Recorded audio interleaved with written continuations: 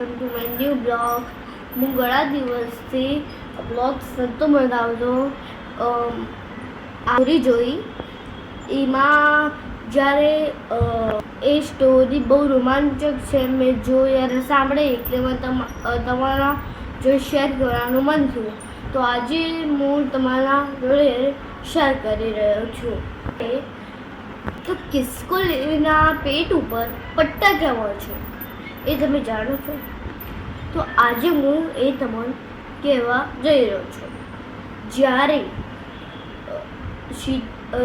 સીતા ઉપાડી ગયો હતો ત્યારે રામ છે ને લંકા જવા એક બ્રિજ બનાવતા હતા, પુલ.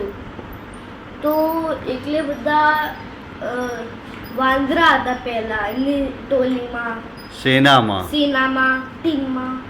તો પછી ત્યારે બહુ મોટા પથ્થર ઉપર શ્રી રામ લખીને એ રહ્યા મૂકતા હતા અને એનાથી પથ્થર ડૂબતો નહોતો અને તે ઉપર તરતો હતો. એક ખિસકોલી ભલે એ આટલી હોય છે પણ એને થોડી માટી ઉઠાઈ પછી એમની સહાયતા કરી બ્રિજ બનાવવામાં. એ બધું જોઈને પછી વાંદરાઓ બોલ્યા કે આ ખિસકોલી શું કરી, આટલી નાની છે ને આટલી મોટી છે, શું બ્રિજ બનશે? ત્યારે રામ સાંભળી લીધું અને રામ આવીને પછી ખિસકોલીનું ધન્યવાદ કર્યું. ભલે એ આટલી હતી તો એને પૂરી પોતાની જાન લગાવીને પછી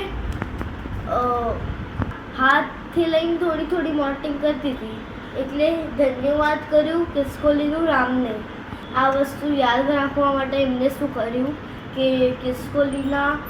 ખિસકોલીને હાથથી લીધું, હાથ ઉપર લીધું, પછી ધન્યવાદ કર્યું અને પછીનો જેમ જ હાથ ફેરવ્યો ત્યારે ખિસકોલીના પેટ ઉપર પટ્ટા પડ્યા. એટલે એમને યાદ રહી શકે માટે છે.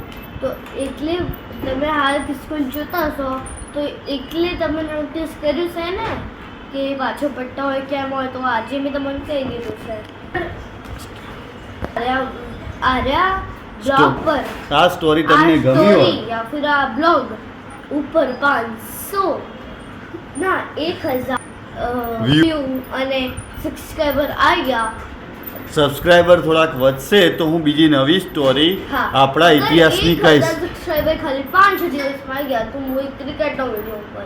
એ સિવાય બીજી બી સ્ટોરી કહીશ, આવી મસ્તન છે. હું બીજી સ્ટોરી મને ખબર છે, હા એ બી હું કહીશ. પણ એ સરપ્રાઈઝ છે, આગળ લાવો. પણ 5 દાડામાં અગર 1000 સબસ્ક્રાઇબર અને 1000 વ્યૂ આવી ગયા તો હું એક ક્રિકેટનો વિડીયો મૂકીશ. અને એ સ્ટોરી છે ભગવાનને કેમ ડુંગળી અને લસણ ચડાવવામાં આવતા નથી એ હું નેક્સ્ટ વ્લોગમાં કહીશ. આનો રિસ્પોન્સ મને અગર તમને ખબર હોય કે ભગવાનને લસણ અને ડુંગળી કેમ ચડાવવા આવતી તો કોમેન્ટ કરજો. આ વિડીયોમાં. પછી નેક્સ્ટ વ્લોગમાં હું મારા સબસ્ક્રાઇબરનું નામ લઈ રહ્યા. જે વ્લોગ સારો લાગ્યો હોય તો લાઈક, શેર, સબસ્ક્રાઇબ કરવાનું ભૂલતા નહીં.